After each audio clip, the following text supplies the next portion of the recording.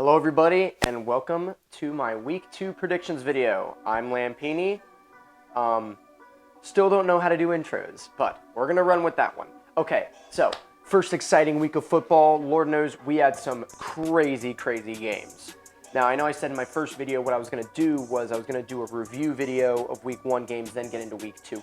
We're not going to be doing that. Basically what I'm going to do is go over the week 2 games and then I'll talk about how each team's individual performances were when I'm going through the prediction. So, it should be a fun time. So, I got my wheels under me in the first video. I think the first video went pretty well. Let's see how week 2 goes. So, we're going to start off with Thursday Night Football. We got the LA Chargers at the Kansas City Chiefs. I almost said San Diego. Now, this is going to be an incredible game with a bunch of powerhouses here. So, both these teams looked incredibly impressive in their week 1 showings. The Chiefs they trampled over the Cardinals. Patrick Mahomes threw 5 touchdowns, no interceptions. It was like a 140 passer rating. Couldn't have gone any better for the Chiefs. As for the Chargers, I think Justin Herbert threw 3 touchdowns, 0 picks, so they also looked very strong. So it seems as though the Chiefs are going to be just fine without Tyreek Hill, at least for this first game. They put up 37 points, a lot of points, and so did the Chargers. It was a bit of a closer game, but they managed to get past the Raiders. In this game, it's crazy that they're both in the same division because we're looking at 2 teams that could make Super Bowl runs here, basically.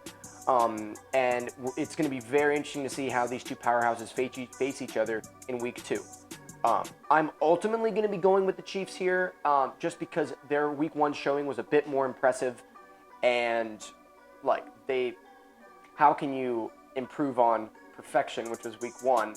Based on both teams' showings week 1, the Chiefs looked like the better team. But again, don't expect the Chargers to go down lightly. They could easily surprise people. So on to the next game. We have the Miami Dolphins at the Baltimore Ravens. These are 2 1-0 teams.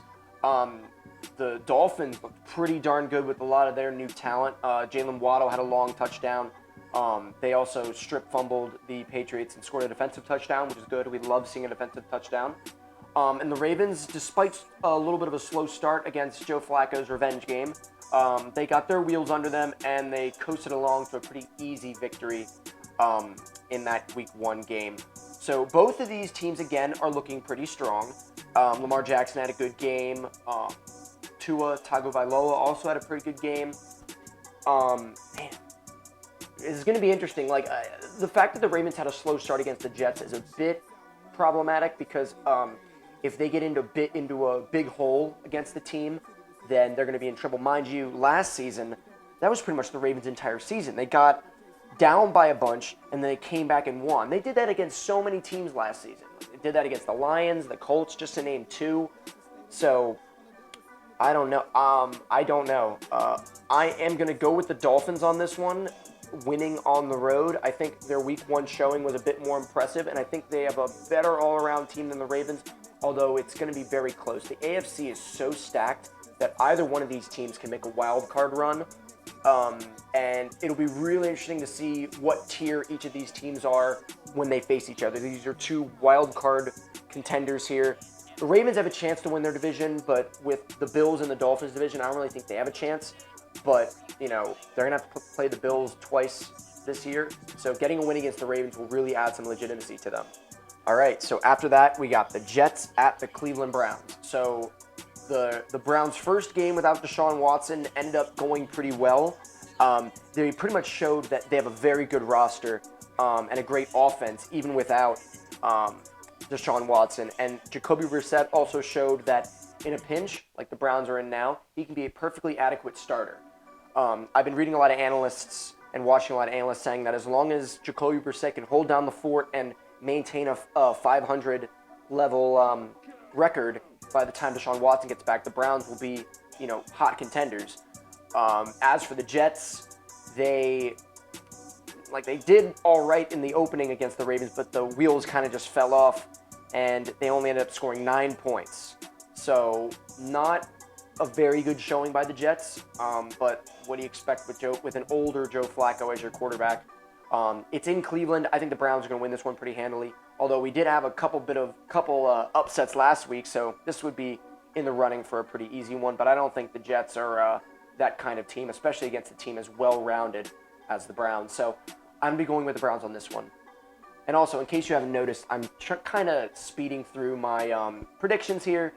I'm not trying to have this video go 40 minutes like the first one did. If you watched through the entire video, I really appreciated that. I worked really hard on it. But anyway. Next up, we have the Indianapolis Colts at the Jacksonville Jaguars. So the Colts are basically facing back-to-back division rivals here. And the fact that they couldn't put away Houston and ended up in a tie does not bode well for the Colts. You remember me saying last week that I could see them as a fringe Super Bowl contender because Matt Ryan is the best quarterback that the Colts have had since Andrew Luck retired, and they have one of the most stacked rosters in the NFL. They got Jonathan Taylor, they got a fantastic defense with guys like Darius Leonard on there, but they didn't look that way against Houston. It's weird. The Texans will show up to some of these random games, but they didn't end up winning. They didn't end up losing. The Colts have a 0-0-1 record. How about that? That's crazy. As for the Jags, you know what happened against my Commanders. They scored 19 unanswered points, but ultimately they couldn't finish the job. The Commanders regained control of the game, and we eventually got the win. So Jacksonville definitely showed a lot of resiliency in that game, and I think that is a good trait for a team. But it's the exact same situation that the Colts faced with Houston, where it's like, this is a team that you should beat. Like, if you're a fringe playoff contender, especially in the more competitive AFC, you got to beat teams that aren't expected to be as good, And this is a prime example of that. The Colts easily could have started 2-0 because they were playing the Texans and the Jaguars. And if they don't get wins in either of those two games, like, they're going to be in trouble. But if I remember correctly, the Colts also started slow last season. They were 0-3, I believe. And it came down to Week 18 when they played the Jaguars to make the playoffs, but they ultimately came up short. I am still going to have to go with the Colts on this one because they are still the more talented team. And I think after an embarrassing showing against Houston where they didn't even lose, they tied, they're going to have a bit more passion, a bit more fire. Not to say they didn't have that in Week 1, but I think they're going to be a bit more focused in beating a team that they frankly should beat in Jacksonville. So I'm going to be going with the Colts on this one.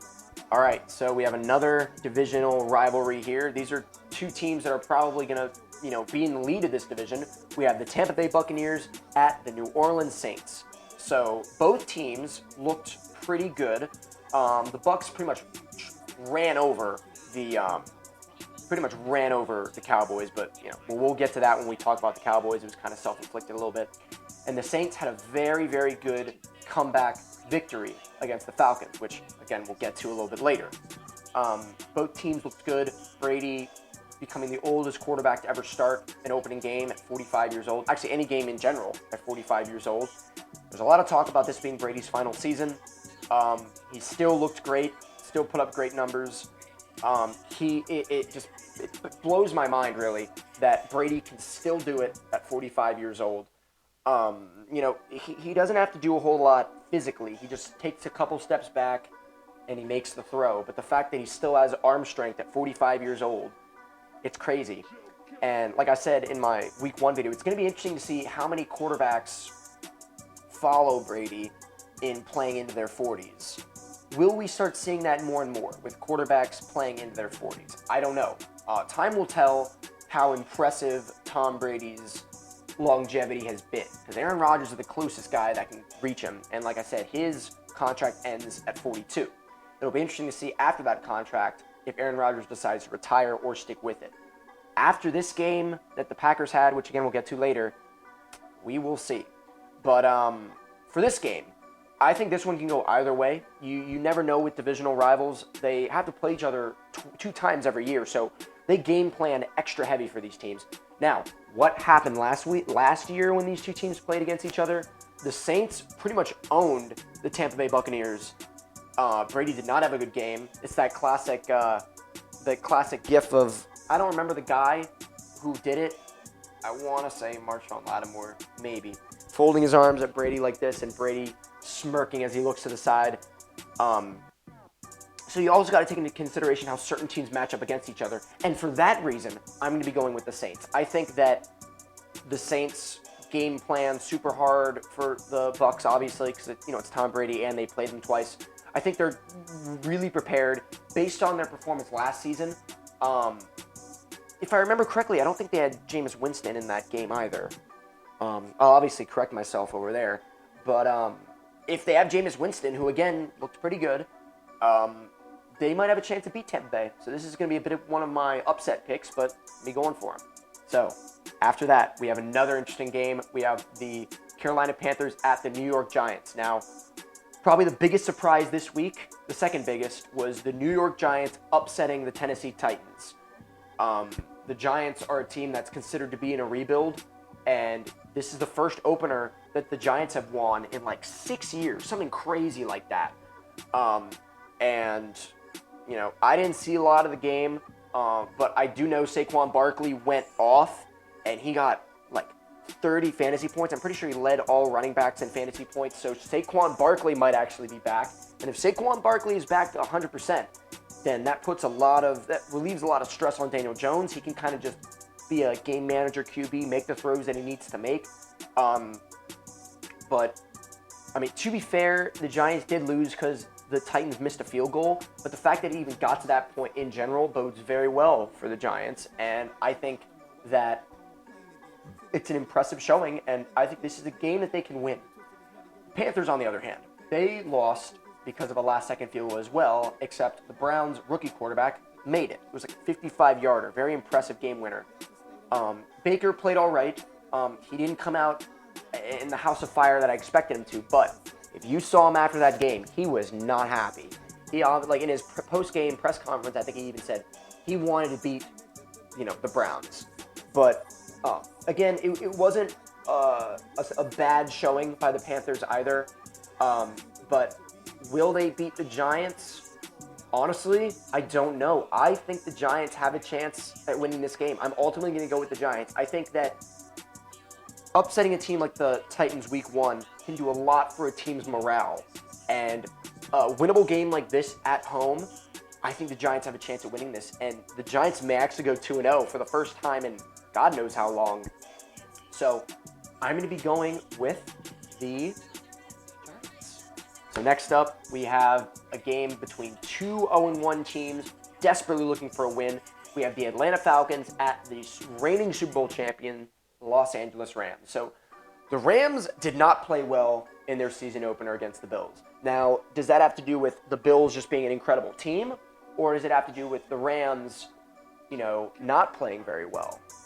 In my opinion, that is obviously the latter, because Matt Stafford threw 3 interceptions. Cooper Kupp still went off, but Allen Robinson only had 1 reception. He's on my fantasy team as my flex, so I was very disappointed with that. Matt Stafford's also on my fantasy team, so I was very disappointed that he threw 3 interceptions.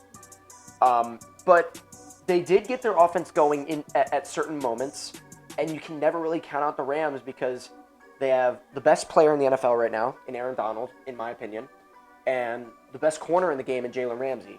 So you can never count them out.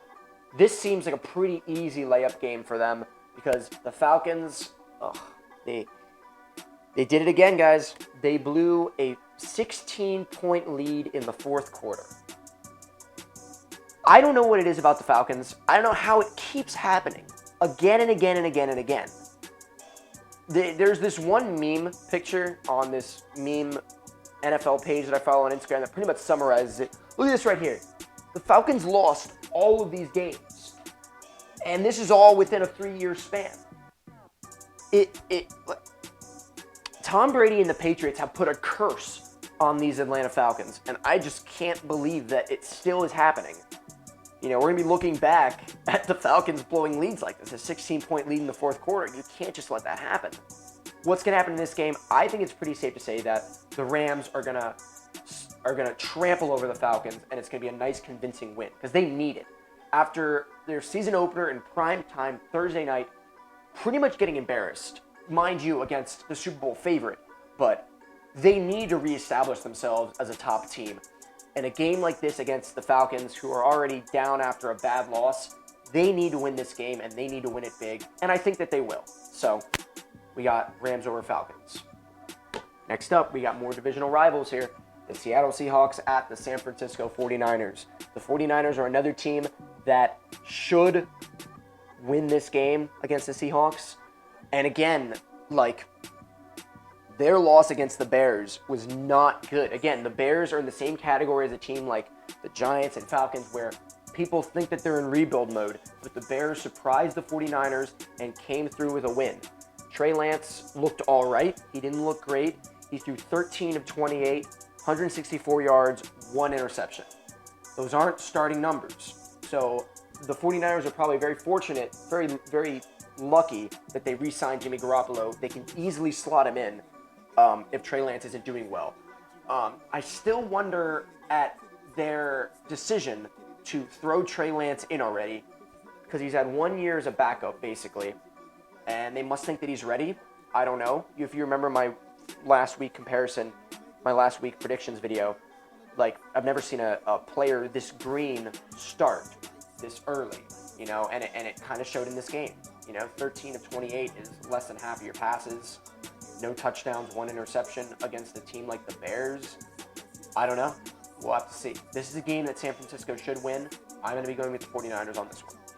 All right, guys, so this next game is going to be quite a doozy. These two teams probably have the most eventful week 1.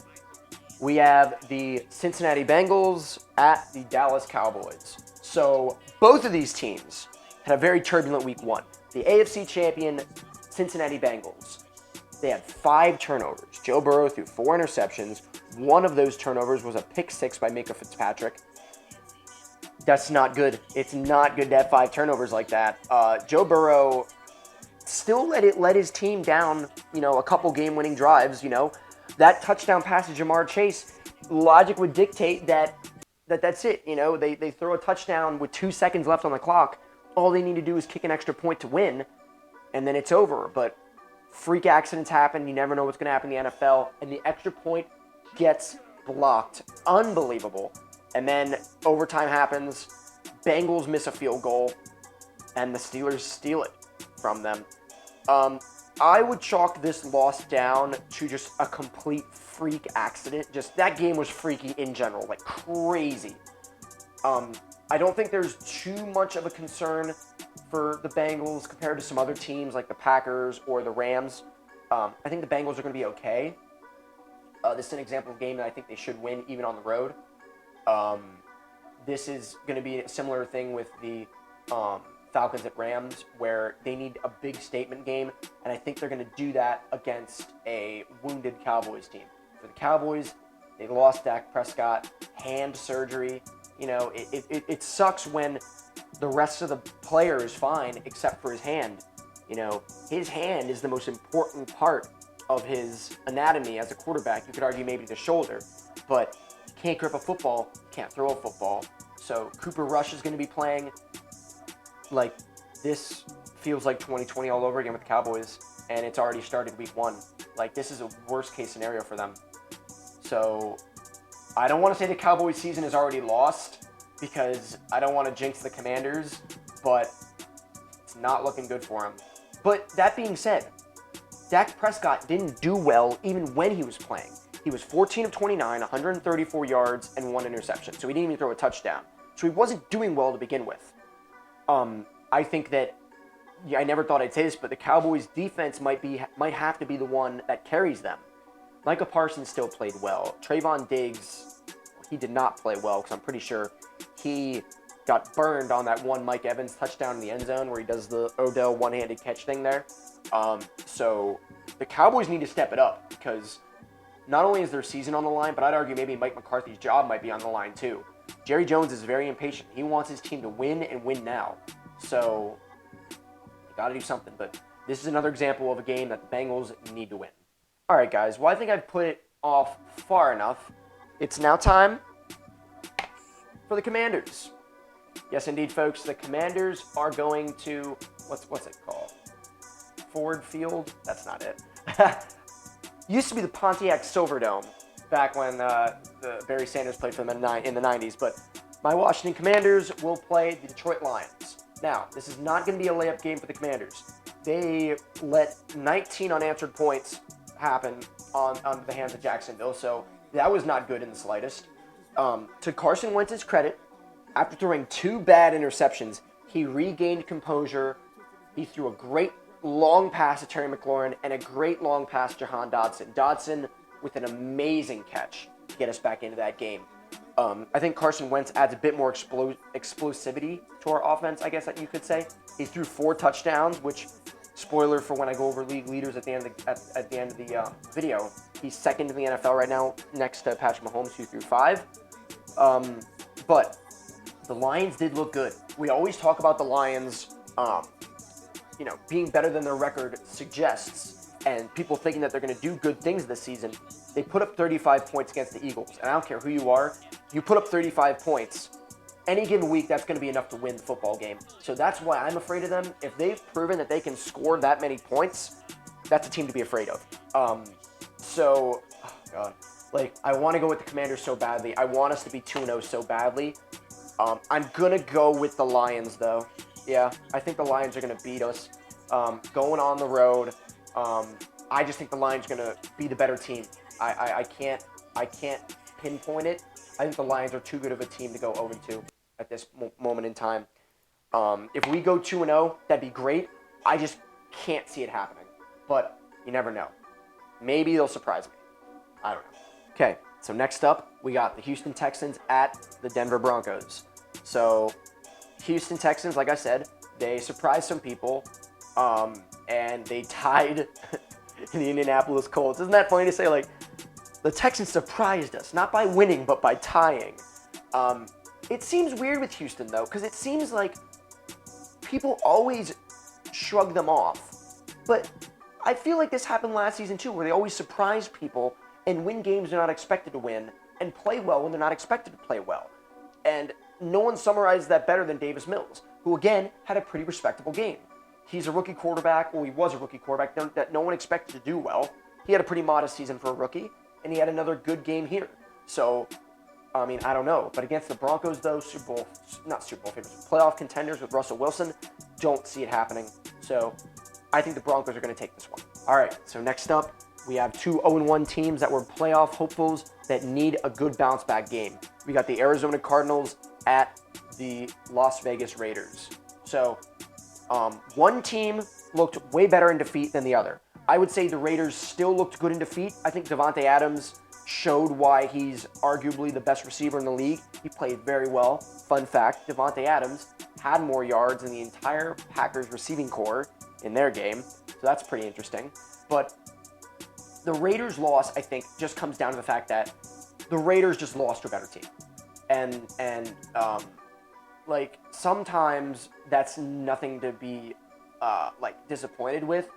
But I think that the Raiders are still going to come back and win. The Cardinals, on the other hand, I think, they got throttled by the Chiefs. And I don't know if that's the Chiefs coming out strong and reminding us how great they are, or if the Cardinals are just not as good a team as we think that they were. I think it's a little bit of both. I think the Raiders are going to win this game. Like I said, they don't have Christian Kirk anymore. DeAndre Hopkins is suspended. Does Zach Ertz even play on their team anymore? J.J. Watt is basically there as a leader. I don't think he's there to really rack up sacks and be prime J.J. Watt. I think he's there to rally the troops. The Cardinals have Kyler Murray, and that's about it. And I don't think Kyler Murray can do it all by himself. So I'm going to be going with the Raiders. They're going to move to 1-1. The Cardinals are going to go to 0-2. Not looking good for them. So this next game, we have the Chicago Bears at Green Bay Packers. Both teams, well, not both teams. The Bears are 1-0. They got that win. They got that surprise win. So the Packers, though, surprise loss against the Vikings. And what did I say in my prediction video? Don't be surprised if the Vikings pull away with this. Even though I was wrong with my prediction, I still said don't be surprised if the Vikings play well. And play well they did. Again, Justin Jefferson had more receiving yards than the entire Packers receiving corps. And when I said that Aaron Rodgers was going to find the open man, he did, but guys were dropping it. I forget the guy. It was the guy they drafted in the second round. He had an easy walk-in touchdown. Aaron Rodgers let him on. He was wide open. Dropped the ball. You can't do that. Aaron Rodgers, no. I was going to say Aaron Rodgers showing his age as a 38-year-old quarterback, but I disagree. He physically looks old. It's really strange because, he's starting to turn into Brett Favre. Where like Brett Favre's the last couple years, he was all gray and like he looked old, but he could still play. Aaron Rodgers clearly can still play. You know, he got dinged up a little bit, but he came back. He threw that one block, you know, where he blocked and then he fell back down, but he got back up. I think Aaron Rodgers is okay. Like, I feel like with a lot of quarterbacks, they have that season, which just like they fall off dramatically. Brett Favre did his age 41 season. Peyton Manning did his age 39 season. Drew Brees did his age 41 season. That happens with a lot of quarterbacks where they have their last season where it's like, now it's time to retire. I don't think that's going to happen with Aaron Rodgers this season because the Packers recovered just fine after their blowout loss against the Saints week 1 of last year. And the Bears are going to be an easy layup team. The best way I can describe this game is if you're a boxing fan. A world champion boxer gets surprisingly knocked out by someone when they don't expect it. Their next fight is a bit more of a layup fight. It's a fight that they're expected to win. It's a fight that they are expected to look dominant in just to get some of their mojo back. I see that happening in this game. If Aaron Rodgers owns the Bears, he is going to go in to Lambeau Field and, you know, own them, basically. I'm going to be going with the Packers. I don't think there's that much of a concern for them. If the Bears surprise them, then I think it's time to panic. Not panic, but I think it's time to be a little nervous with them because you own the Bears, don't you? And going down to 0-2 is not going to look good for the Packers, a team that the last 3 seasons has had 13 wins. So I am going to be going with the Packers, but it's going to be panic mode if the Bears win. All right, guys, so now we're on to our Sunday night football games. We got the Tennessee Titans versus the Buffalo Bills. This could have easily been the conference championship game last season. We have the number 1 seed Titans. They lost in tragic fashion, however, to the Giants, like we said, but it was on a missed field goal. You know, it's tough to lose that way because ordinarily there's a lot of game-winning field goals. It just didn't happen this time. But God, they're playing the Buffalo Bills at home. If the Tennessee Titans go to 0-2, if the Titans drop to 0-2, they're going to be in some big trouble. And as much as I want to pick the Titans, it's really hard against the Bills. When you lose to a team like the Giants, not even just lose, a competitive game against the Giants, how can I expect to pick you against the Super Bowl favorite Buffalo Bills, you know? So I am going to be going for the Bills. I think the Titans are going to go 0-2, but I do think they're going to correct the ship and, you know, do enough for a good playoff campaign. So now we come to our last game, our Monday night game, and this one is very, very exciting because we have the Minnesota Vikings at the Philadelphia Eagles. These are 2 fringe playoff contenders that are like 8 to 10, 11 win teams that have always had expectations but have never really delivered. Like the Vikings have been a 7-win team for the past like 2 years when many analysts have predicted them to be like a 10 or 11 win team, actually win the division from the Packers. I think that they looked fantastic in their game against the Packers. Justin Jefferson had more yards in the entire Packers receiving corps. And Dalvin Cook was running great. Kirk Cousins looks great. Like the Vikings offense looked like how it should be with all the stars that they have on their team. As for the Eagles, they put up 38 points. So they're doing something right as well. So this is going to be a very, very interesting game because both of these teams, I think, are dark horses to do big things in the NFC. The Eagles, I think, are the front runner to win the division, to win a very easy NFC East. Now that Dallas is out of the picture, I think the only competition they really have are my Commanders, and that's not very strong competition. But who knows? We may make a run. We have the easiest schedule in the NFL, so who knows? But for this game right here, I think the Vikings are going to take it. I think they came out of that game very, very hot, and I think they're going to continue that momentum against the Eagles. So that wraps up my Week 2 predictions. To your left here, to my left and your right, we're going to be going over the season leaders for each position. As you can see, Mahomes with 5 touchdowns and a passer rating of 144. He's at the top right now, but it's just week 1, so we're basically just going on one game of statistics. But again, we'll see what happens as things change. I don't think Carson Wentz is going to stay in the top 3 there. He threw 4 touchdowns today, but he could easily throw 0 in the next game. So I'm going to let these play out. But thank you guys for watching. I really do appreciate it. This is the fastest turnover I've been making for some videos. Balancing this with a job, I've been a busy boy this week. So thank God football's back. Hopefully everyone enjoyed week 1, and we're looking forward to week 2. See you guys.